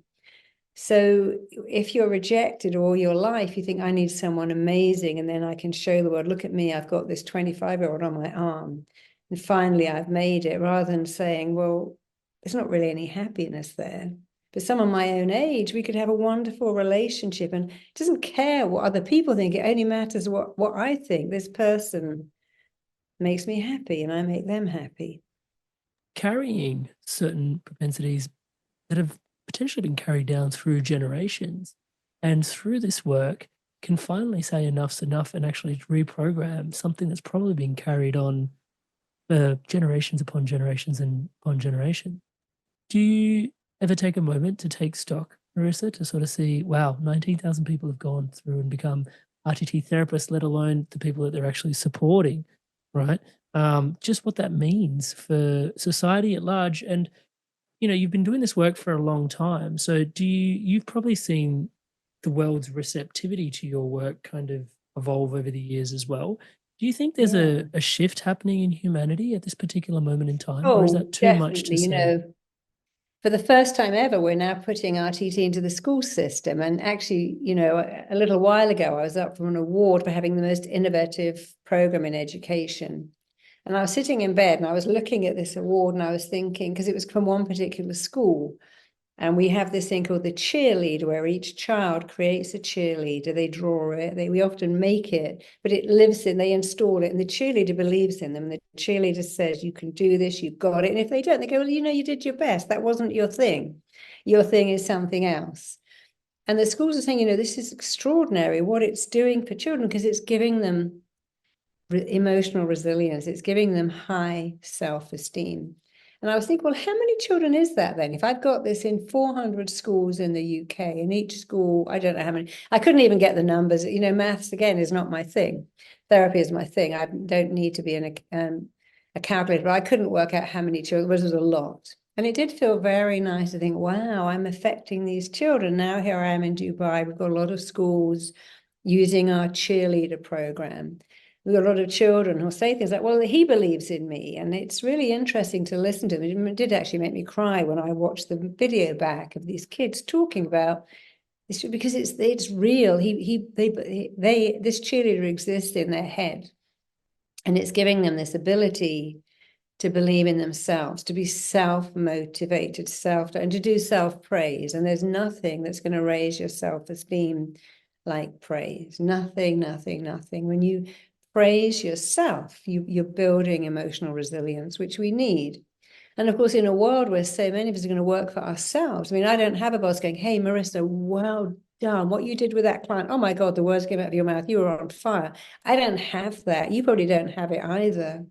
But we have a praise muscle and it withers if we don't use it. So we got to learn to go, hey, today, I was really good. Today, I was very kind. Today, I was very helpful. Today, I did something amazing today. Because if you don't have a boss or a team to go, wow, what I saw in you. So we've got to learn to do it. So many of us are going to work for ourselves. And one of the most important things is to get feedback, to have one person believe in you. And that might have been our boss, but now it's going to have to be us. We have to believe in ourselves. So out of all my life's work and all the stuff I've done, having this program in schools, if I had a wish, it'd be to put myself out of business, to say the next generation don't need therapy. That would be my wish. And in some ways, I'm making that wish come true by, we've got this program in schools in Dubai and Spain and America and the UK, and we're putting it in Egypt and Pakistan. And it's really nice to see, and Qatar, that we can affect the next generation, that children with emotional resilience do well. If you want your child to not go into a gang and to not take drugs, you need to get to them very early. Even our beliefs about money, they're set before we're 7 years old, which is extraordinary. So it's good to get in there early and help children not have all these blocks and fears and not feel they're not enough or they're different, so they can't connect. And of course, here in Dubai, it's a very multicultural society. So when you go into a classroom, there are kids from all over the world. And some of them do feel different, and we're helping them go, if you feel different, guess what? Our greatest fear is to feel different. And if you feel it, that means you're like everybody, because you've got the same fear that everyone else has. And the very fact that you have that fear means you're actually not different. You're the same, because it's all of our fears to be different, because to be different meant to be disconnected, to not belong. This podcast is brought to you by my one-to-one mentorship. The podcast is designed to inspire your evolution onwards, upwards, and inwards. And if you're ready to dive in even deeper and evolve your career, your leadership, and business in a conscious direction, and you believe that alignment to your purpose and your soul's direction is the only way to truly thrive into your highest potential, and right now you can feel that guidance, mentoring, and coaching would be of support, then my one-to-one mentorship, coupled with our incredible conscious group masterminds, is here for you. Thousands of people have evolved through my mentoring over the last 10 years. It is, after all, my highest calling, and here's what they have to say about how it's transformed their life. It's a blend of what I would call hustle and magic. I really felt like a brother who I could reach out to when I was in need. Suddenly things take least effort and I see multiple opportunities. He's not sugarcoating, he's not looking at things with rosy glasses. He asks the hard questions which we need to have asked. He made me feel like there's someone who believes in me. That connection is much more profound than just being coached. If you truly believe in the potential that you have as a human being, you would definitely invest in coaching. So if you're ready to dive in even deeper to take your inspirations and truly evolve, then make your way over to my website at amritsandhu.com. I'll put a link in the description below. You don't have to go it alone. There's one-to-one mentoring and an incredible community mastermind of conscious leaders, entrepreneurs, and people transforming their careers and business into full alignment with their soul's highest calling, creating a life that inspires them on the deepest level, living into their greatest impact. Make your way over to my website, amritsandhu.com, send me a personal message and let me know why this is right for you right now, and apply to work together. Let's take your business, career, and direction practically to the next level. Link to amritsandhu.com in the video description below. I look forward to seeing you there. I love the simplicity and the profundity of everyone carries an inner critic, right, to some degree. And a lot of today's conversation is about reprogramming a lot of that noise. But just installing a cheerleader is like, you finally got someone to sort of, you can turn the volume up on, not just turn the volume down on someone else, That's because you have a critic brilliant. and a cheerleader, but the cheerleader will drown out the critic. The cheerleader will say to the critic, "What do you know?" And the cheerleader will laugh at the critic and go, "I'll show you." More than you, mate, more than you. I love it. It's interesting because you said we come in with basically just two fears, and the rest are sort of like the other three predominantly that we are run, or everybody's run by one of the three. We carry and we adopt, but also we can then, shed as well, which is a real blessing. Just wondering because, we have some interesting people on the podcast that believe we carry karma from lifetime to lifetime. Have you ever contemplated something like that? Do we have the opportunity through RTT work to sort of shift things that people might, or is that, again, beliefs? These are thoughts that we're thinking. And No, I've had some interesting things happen. Real about past life regression or intergenerational post-traumatic stress disorder. And, there are three things going on. You believe it's real, so you're making it real. But maybe it is real, but it doesn't matter. If someone came in and said, "Hey, my last life, I was Cleopatra and I was betrayed by that Mark Antony. Now I can't find love." It doesn't matter if that's real. The only thing that matters is what do we take? You have a belief that you can't find love. Let's get rid of that belief. I believe that I was, abused as a young serving girl, and now I can't trust men. Well, we don't need to go into detail of, is that really real? I've had some very interesting experiences working with people who've gone back spontaneously, and the stuff they come up with is quite fascinating. But the only thing that matters is, what do you believe? What did you learn from that situation? Someone said to me, I was a healer in a past life and I was burnt at the stake. That's what they did with witches. And now I'm scared to share my gift. But no one's going to turn up and burn you at the stake today. And whether that's a real memory, or maybe you've read some books and picked that up, or maybe it doesn't matter where it comes from. It only matters that you believe it. And you can challenge that belief, question that belief, and say, well, that's not me anymore. You know, one of the things we do in RT that's so powerful yet so simple is saying, that's not me. So often I'll take a client back to some very sad scenes. A scene where maybe dad's left when they're 2, and then mum's had a new partner and they've also left, and then the third partner who's left, and now they have a belief. Men leave, no one sticks around. Why even bother to start it? Because it's going to have an ending. But we're going to get that, but that was your mother's life. And maybe your mother had a different life to you. I mean, you're not her, you can make better choices. So it's always going back and saying, but tell me why you're not your mother. I want you to go, that's not me, because. So let's give a simple one. One of my clients, you know, couldn't throw anything away. And that was all because when he went to school as a kid, he wore secondhand clothes and he got free school lunches and he felt humiliated. And he wanted to have what other people have. And making him say, well, that's not me. You know, I did an amazing session with Stephen Bartlett, who I really admire. And he was talking in the session about his obsession with sugar and how he didn't like how it made him feel, but he couldn't stop eating it. And he went back to the really interesting scene. He was a kid with very limited money, and all his friends would go to the shop and buy lots of candy, and he didn't have access to that. So he started to steal it. And when he stole it, he thought, oh, I'm like you now, because I've got the same sugar. So when he took sugar out of his life, his brain, which always goes back, went back to, what does that mean? Oh, it means I'm a poor, deprived kid. If I don't have the chocolate, I feel like that poor kid again. But if I have it, I remember, oh, I'm just like everyone else.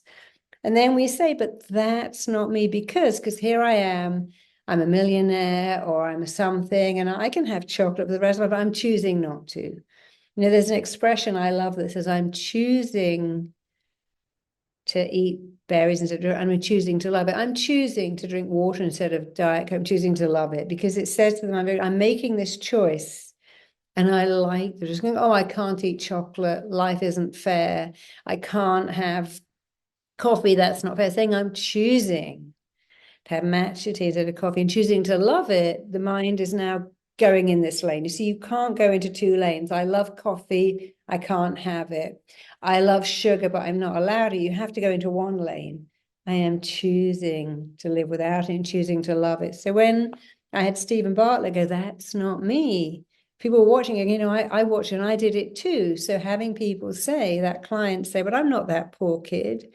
I don't need to hold on to everything in the house, to have so much stuff, to be a hoarder, to not feel like that little boy who had nothing, because I can't go back and be him even if I wanted to. So now we could all on this call today say, think of something, go, but that's not me. I'm not that kid, but you have to justify it. That's not me, because. So the little kid who had nothing is now living inside this adult man who's got a house so full of stuff he can hardly move. But I'm not that little boy. I've got all this stuff and I don't need all this stuff. I can now let it all go, because I'm not that kid of 3, because I've got my own money, because I don't live with those parents. Always said, oh, we haven't got any money. Never ask. I want, doesn't get. That's not me. So just saying that's not me, because, and finishing that sentence and justifying why that isn't you is amazing. So a lot of people say, you know, I was the ugly kid at school and I still feel like that. I was the poor kid, or I was one of my clients was telling me that her grandmother used to come to the house. There were 3 daughters, and she'd take some money and go, don't let anyone know. You're my favorite, but they won't like you if they know you've got the money. So she didn't give the sisters money, but she gave her $10 every week, but it was all secret, folded up, put in her hand, hide it. They won't like you if they know. And guess what happened when she grew up? She couldn't make money in case people didn't like her, because that's what she heard every week, repeated. People won't like you if you have money. Your sisters won't like you. You're my favorite, but nobody will like you if they know you got money, and they haven't. So that was an imprint. It wasn't a thought, a fleeting thought. It was a fixed thought, because she heard it every week. It became a fixed thought. It imprinted into a belief. If you have money, people don't like you. And now she could never make money. And so she had to, well, that's not me. You know, I didn't actually like my grandmother doing that. I'd rather she hadn't done that. But today, if I have money and I do good things with it, people will like me. You know, imagine if I had money and I could be like Oprah Winfrey and open a girls' school in Africa. Imagine if I had money and I could imagine if I had money and I could put my sister's kids through. Imagine if I had money and I could do something good. So if you have fears about money, make a list of all the good things you'll do with it. Make a long list. Who will benefit? How will they benefit? And the longer the list, the more likely you're to have it. So people say to me, Marisa, aren't you a spiritual person? Spiritual people shouldn't have money. But you see, when I started to make money as a therapist, the first thing I did was make my schools program. It's free. But I have to make the audios, the programs, the videos. I have to get the staff to go into schools and deliver this. So if I hadn't had money, I could never have done my heart's desire, which is make a free program for schools. I couldn't put all this free stuff on YouTube because I have to have the money to have an editor and someone else and all the stuff that goes on behind the scenes. So we often have a fear of money. People won't like me. And people say things like, oh, a fool and his money are easily parted. When you have money, you never know who your friends are. And they do sink in, but you have to go, no, there are lots of people with money who've got lots of, I mean, I know Tony Robbins very well. He's got so many friends and they really do like him because he's actually a lovely, lovely person. He's all heart. So you have to go back and go, well, that's not me. That kid who thought, oh, people don't like you with money. Find people with money who are really, really liked. You know, I was on Richard Branson's island last summer. Everyone loves Richard. They don't not love him. He's got this island. He invites people. He's an amazing guy. So there are people with money who are very liked and they're doing good things with it. So make a long list because the long list will wipe out the little list that goes, oh, you never know who your friends are when you make money. Doesn't the Bible say the pursuit of money is the root of all evil? No, it doesn't. It says the pursuit of money at the expense of everything else is the root of all evil. Money doesn't make you happy, but if you do great things with it, it could make you very happy. As I mentioned earlier, I've been studying some Buddhist scripture, and I couldn't help but feel when you brought up the individual that was, you know, attached to hoarding things, that Marisa Peer is somewhat Marie Kondo of the mind, folding things away, putting them away. It's very much the metaphor that dropped in for me. But one of the things I've been studying has been this awareness that actually what the Buddhists believe is the propensity of mind at the final frontier. Actually, when we pass away, the quality of thoughts that the idea of cultivating quality thoughts throughout our life is a practice, so that at the final frontier, you're actually cultivating a certain quality of thoughts as well, because it's the propensity for those level of thoughts, such that dictates the trajectory of kind of where you end up in the afterlife. Now, whether that is a person's belief system or not is, you know, yet to be, you know, that's each individual to their own. But it does bring into frame just the importance of working with the mind whilst we're here. It doesn't just make it optional. It kind of sets the tone for it to be incumbent upon us to shift, to work with the mind and our thoughts and our belief systems. And I found that quite profound. I just wanted to share that in the conversation with here today, because it just felt really, really present for me as you were sharing everything, because it really is the interior reprogramming our subconscious mind, reprogramming our conscious mind, and just the importance of that for a life well lived. Well, everything comes back to a thought. You know, your thoughts create your feelings create your actions start to create your reality. So you can go back and say, it's just a thought. Can I upgrade this thought? Can I change this thought? Can I improve this thought? Of course you can. They are your thoughts. You own them. And you're free to edit them, upgrade them, improve them. We should all be doing that every day. Let me edit my thoughts. Why am I thinking that? Does that thought serve me? Does that thought help me at all? You know, when I was living through COVID, I'd see people having these thoughts. There's a virus out there. You know, there's no line of defense. But that's not true. There's something called your immune system, which is a very powerful line of defense. And guess what the immune system likes? It likes happy, it likes laughter, it likes orgasms, it likes confidence. And if you can work on your immune system, you'll be, but if you do the opposite, like, oh my God, I daren't go out. You know, I was actually paddleboarding. I lived on a canal in Venice during the COVID, and you could still paddleboard, so 6 feet. When I went past a neighbor, I went, oh, hey, do you want to come around for lunch? He went, oh no, I haven't left the house for a year. And, you know, I have my groceries put in the garage and I don't touch them for 3 days because I'm very virus aware. And I remember thinking as I went past her, wow, that poor woman is going to be even more ill because she hasn't left the house for a year. groceries come and she leaves them in a garage for 3 days, and then she sprays them all, and they've got this whole system going on to beat the virus.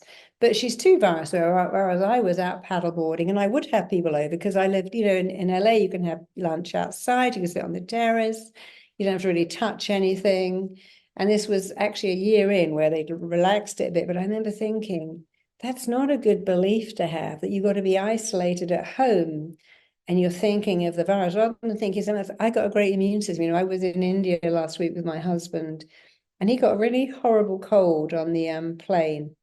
And we were staying in this tiny little room. We shared a bathroom, which we don't, and I could have thought, oh my God, I'm going to get sick now. I mean, look, he's sneezing or getting to the bathroom, he's touching everything. Or I could think, I have a great immune system.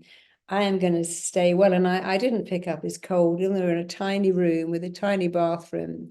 And like I was at home, I'd go and sleep in the other room and use that bathroom. But I never got it because I kept saying that my immune system is amazing. My immune system knows how to fight this. So when you think you have no choice, you always have one choice. What does this mean? Can I talk myself into or out of it when there's no choice at all? Because, I've got no control here. I'm stuck in this traffic, or I'm locked in the house. You could call it lockdown. I called it safe at home, or was safe. I wasn't always at home because I would walk around the canal a lot. But you got to always look at, what are you saying? People say, I'm in prison now. It's like, you're not in prison. People say, oh, I love lockdown. I'm at home with my kids. I'm getting paid to stay home. I'm teaching my kids lessons through cooking, and we're clean, we're doing stuff. And finally, I know this is why I hate it. I'm locked in. So it's never what happens. It's what you think about it and how you describe it. And you got to change that. So I saw that in a lot of people saying, oh, there's this virus and there's no line of defense. We're all helpless here. And, getting very worried about bugs, which was sensible. You should, be careful. But at the same time, living in fear like that is not a good thing. There were countries like Sweden who never had a lockdown. And statistically, they didn't do any worse than countries that did. You've got to be very careful talking about COVID and the virus. But I'm not talking about COVID and the virus. I'm talking about the people who had a better attitude. Your immune system does respond to what you think and what you believe and what you do. It's hard to ignore the profundity of what you're sharing at this particular moment, especially given that you overcame cancer yourself. How was it carrying this work during that time for you? Oh, I think when I was diagnosed with cancer, I was so grateful I'd done this work because, of course, I can't be flippant to say it was nothing. I was so shocked I had cancer because I felt really well. I had no idea. It was just picked up in a routine scan. And I just didn't believe it. I remember going into the hospital and them telling me, and I was sure they were going to say we made a mistake. They went, oh, no, you definitely have it. But I didn't have any symptoms and I felt really well. But I was very lucky because I had stage 1 cancer and I had womb cancer. And so, of course, for the first 2 days, it was like, wow, I remember lying in bed holding my husband's hand, and we both felt very scared, of course. But within 2 days, something kicked in, and it was that resilience of mind. And my mind was going, well, you don't need a womb. I mean, if you're going to have cancer anyway, what a stroke of luck that is, because out of any organ I could give up would be a womb. It had done its job. It was kind of redundant. So I sort of had a conversation with it and said, I don't need it. And then someone said to me, oh, when they take your womb out, some of the cancer cells can drop out and spread around your body. And people tell you all this terror, and then it's going to go on to stage 2. Then it goes to your liver. And well-meaning people tell you these terrifying things. Those cells a few can spill out, and then it's going to travel around. So I decided to imagine my womb wrapped in cling film. I imagined a fortress around it. And when they took it out, I knew that everything went with it because it was all wrapped in cling film. And then I just carried on my life because, again, it was a doctor's job to remove it, but it was my job to say, well, I had cancer. Now I don't. How lucky I was. I had stage 1 cancer, an organ I didn't even need. I mean, imagine having brain cancer or bone cancer. I was very lucky. And actually, I did get it again 2 years later in a different organ, and it wasn't quite so straightforward. But it still was stage 1. And then I figured statistically, me and cancer are done now. People say, have you got anxiety, this fear of every time you go for a scan, is it going to show up? Or can you do better. So, I mean, I wouldn't say 100% I'd breeze in for a scan and go, I'm just fine. But on the whole, I always felt I was going to be just fine. I mean, I'd had it twice and bounced back. So I thought, well, we're done now. I don't ever think I'm going to have it again. But if I did, I knew I could bounce back, because that attitude was very helpful. Because the thing that's so great about doing RTT or doing anything to give you emotional resilience is it starts off being what you do, and it becomes who you are. So very quickly, it isn't what you do, it's who you are. So I didn't have to do anything. My brain, when I got that really bad news, after a couple of days, clicked back into, oh, well, this is just a blip. I'm going to bounce back. I'm not going, I mean, I have a child. I wasn't going to go anywhere. There's no way I was leaving that child behind to cope, because I was her only parent. So I was very determined that I would never leave her. And that determination was very helpful, but I didn't have to do it. It sort of did me. So you start off making what you do, but when it becomes who you are, it's like a feedback. It starts to feed back. You're going to be great. This is nothing. You're going to bounce back. And in fact, when I had my womb removed, I remember they said to me, you can't even hold a bottle of water like that. And you got to rest. And I was on stage with Richard Bandler a week later. 3 weeks later, I was in Costa Rica speaking for Mind Valley. I went to Slovenia, and people said, you shouldn't do that. I said, but this is my life. I'm living my best life. I just started my RTT training in 2015 when I got that diagnosis. And it was very good for me to think, no, I'm not stopping. This is my life. I finally got my own school. I'm going to speak in Costa Rica. And it was nice that I had so much to live for, so much to move towards. And also I remember Wayne Dyer saying something so profound. He said, never die with your music still playing inside you. And I thought that was a wonderful thing to hear, because it was my legacy. So it inspired me more to pass it on, not just in case, but I think, no, this is okay. And I think in many ways, when something like that happens to you, I've helped many people with cancer since, and it's quite good to be the poster girl to go, well, I had it twice actually, and here I am. I mean, it's 9 years since I had the first one and 7 years since the second one. So I feel pretty good, statistically, I feel I've done my bit. But also I like the fact that I can use what I went through to help people to say, look, I know what it's like. Of course it's scary. But if you can have the right mindset, then you can help yourself. And I'm not saying that to people to say, you're being so flippant. My uncle wanted to live and he died. But there are lots of things you can do with cancer. You can get all the parabens out of your life. Do not sleep with your mobile phone by your bed. Don't have too much electricity around your bed at night, because the electromagnetic frequencies.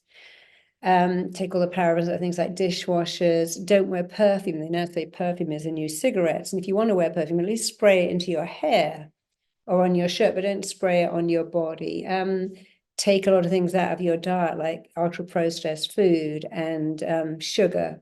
So it's not, oh God, there's nothing I can do. There's at least 5 things. Take out the parabens, don't sleep with your phone by your bed, look at your diet. There's something called DIM, a supplement that cuts off blood supply to small tumors. Turmeric, by the way, is so powerful at getting rid of inflammation. We know that everything starts in the gut. So can you look at your diet and can you add in something? Finally, can you visualize your body as a wellness making machine? So there's at least 5 things you can do, aside from having an RTT session where you can imagine your body fighting back, because the body is a genius at healing, but you have to command it, direct it, encode it. So when I was recovering, I'd say to myself, my body is a wellness making machine. It knows wellness, only wellness, always was. And I would command and direct and instruct my body to heal. So you have to imagine, that the body can get rid of cancer, that your immune system can fight it. So I would imagine in my head this, what you got, maybe a battle, but I always won. I would imagine my good cells surrounding the cancer cells and just getting rid of them. And I think the visualization is very powerful, because it's more than a visualization. You're thinking a thought, but your body is making that thought real. When you're imagining in your head, I based this on something that happened at the Children's Hospital in Cleveland, where they showed all these children a puppet show. This a long time ago, because the cop puppet was hitting the germ, bashing up the germ with his truncheon. They wouldn't do that now. But in this time, the policeman good cop was killing the germ. The little puppet show went on for a few minutes, and all the children lay on the ground, and they imagined this puppet show was going on in their body, and the cop was killing all the germs. And then they just took a swab of their cheek, and they said that immunoglobulin levels were so high that they'd created what they were imagining, that they were creating this powerful immune system that was defeating germs because they saw it. And then they closed their eyes and imagined it, and then they took their immunoglobulin levels and said they're so high that what they saw is going on in the body. So I really base a lot of my healing on that. If I can see it, my body will replicate it, because we know that. If I say I'm going to, oh my God, I ate some chicken, and look, I just realized I'm going to get sick now. I'm going to get sick because I went out in the cold, and I'm going to get sick because my husband's got a cold. When we see it, the body replicates it. So see better stuff, and your body will replicate it. Choose wisely. Marisa Peer. Goodness me. It is always a treat. And when I say that, it makes it sound like it's always a treat, but legitimately, it is always such a pleasure to have you on the podcast and sharing your insights and wisdom, and the stories of the transformation as well. And I think I'm always a fan of your work and grateful for your time, for sharing yourself so abundantly as you always do here with us, as always. But also, I think it'd be remiss of me not to acknowledge the individual that you are, the work that you're doing for kids all over the world, adults all over the world, and you sharing yourself so openly as well. Your own challenges, your own story so openly, and just the testament that it provides to the work that you provide us as well. So I just want to acknowledge you for who you are as well, and just thank you dearly for you doing you and you being you. Thank you, Marisa. When you do what you love and you love what you do, and I'm so lucky that I do what I love and I love what I do, you actually feel like you never work a day in your life. I mean, I do work very hard, but I'm very lucky. I work very hard doing what I love and loving what I do. So it's always a blessing. Yeah, surrounded by the beautiful John Davey as well. I'm sure that helps. Yeah, I'm very lucky. I've got an amazing husband, an amazing child, I love my son-in-law. He's amazing. I love my little grandson. And I love all the people that work in our team. We've got some really great people with us and behind us, the people that work for RTT, and then all the people we're training all over the world to do RTT. We've got this really extended tribe, and we have a lot of connection instead of disconnection. Yeah, it's been really beautiful watching Skip turn into some spaces as well. And he's a beautiful soul as well. And I'm not surprised that, just onwards and upwards. And yeah, thank you again, Marisa. Incredible time. You're welcome. Thank you so much. Thank you. Inspired soul, you made it through to the end of another episode. Thank you so much for your inspirations to evolve. As always, it is such an honor to be your brother walking this path by your side.